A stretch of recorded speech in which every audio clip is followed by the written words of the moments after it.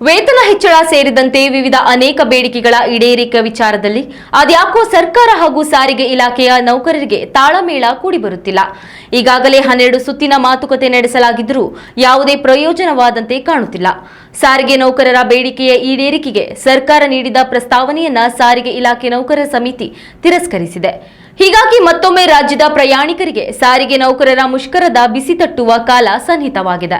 ವೇತನ ಏರಿಕೆ ಸೇರಿದಂತೆ ವಿವಿಧ ಬೇಡಿಕೆಗಳ ಈಡೇರಿಕೆಗೆ ಆಗ್ರಹಿಸಿದ ರಾಜ್ಯದ ಸಾರಿಗೆ ನೌಕರರು ಮೇ 20ರಂದು ಅನಿರ್ದಿಷ್ಟಾವಧಿ ಮುಷ್ಕರಕ್ಕೆ ಕರೆ ನೀಡಿದ್ದಾರೆ. ಹೀಗಾಗಿ ಮೇ 3ನೇ ವಾರದಲ್ಲಿ ಸರ್ಕಾರಿ ಬಸ್ಗಳು ರೋಡಿಗಿಳಿಯುವುದು ಡೌಟ್ ಎನ್ನಲಾಗಿದೆ. ಸರ್ಕಾರ ಹಾಗೂ ಸಾರಿಗೆ ನೌಕರರ ನಡುವಿನ ಹಗ್ಗಜಗ್ಗಾಟದಲ್ಲಿ ಪ್ರಯಾಣಿಕರು ಬಡವಾಗಬೇಕಾಗಿದೆ.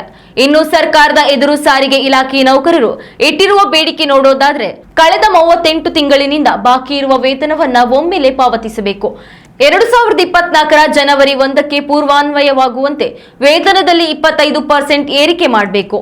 ಒಪ್ಪಿಕೊಂಡಿರುವ 1,272 ಕೋಟಿ ಬಾಕಿ ಮೊತ್ತವನ್ನ ಕಂತುಗಳಲ್ಲಿ ನೀಡುವ ಬದಲು ಏಕಕಂತು ಪಾವತಿ ಮಾಡಬೇಕು. ಬಾಟಾ ಮತ್ತು ಕೋವಿಡ್ ಸಮಯದ ಬಾಕಿ ಹಣವನ್ನ ತಕ್ಷಣವೇ ನೀಡಬೇಕು ಎಂದು ಆಗ್ರಹಿಸಿದೆ. ಆದರೆ ಸಾರಿಗೆ ನೌಕರರ ಎಲ್ಲಾ ಬೇಡಿಕೆಗಳನ್ನು ಈಡೇರಿಸಲು ಸರ್ಕಾರ ಹಿಂದೇಟು ಹಾಕುತ್ತಿದೆ.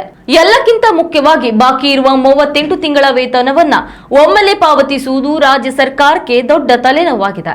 ಆದರೆ ಬೇಡಿಕೆ ಈಡೇರದ ಹೊರತು ಬಸ್ಸುಗಳು ರೋಡಿಗಿಳಿಯುವ ಮಾತೇ ಇಲ್ಲ ಎಂದು ಸಾರಿಗೆ ನೌಕರರು ಪಟ್ಟು ಹಿಡಿದಿದ್ದಾರೆ.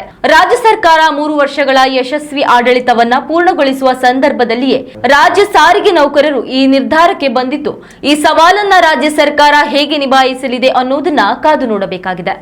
ಉತ್ತಮ ಸಂಸ್ಕಾರಯುತ ಶಿಕ್ಷಣದೊಂದಿಗೆ VSS English medium CBSE school Udupi Muddur. ನರ್ಸರಿಯಿಂದ 10ನೇ ತರಗತಿವರೆಗೆ ಶಿಕ್ಷಣದ ಜೊತೆಗೆ 5ರಿಂದ 10ನೇ ತರಗತಿವರೆಗಿನ ವಿದ್ಯಾರ್ಥಿನಿಯರಿಗೆ ಉತ್ತಮ ಹಾಸ್ಟೆಲ್ ಸೌಲಭ್ಯವೂ ಇದೆ. ನಿಮ್ಮ ಮಕ್ಕಳ ಪ್ರವೇಶಾತಿಗಾಗಿ ಈ ಸಂಖ್ಯೆಗೆ ಕರೆ ಮಾಡಿ.